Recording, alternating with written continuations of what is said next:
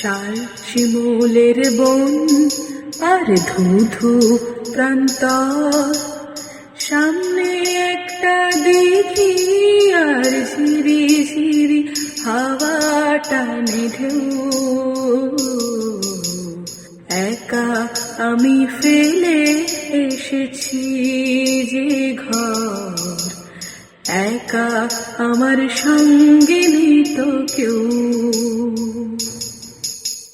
এই হৃদয়ের তলার দিঘির অনেক গভীর জল, মাপতে গেলে পাই না খুঁজে কোথায় যে তার তল।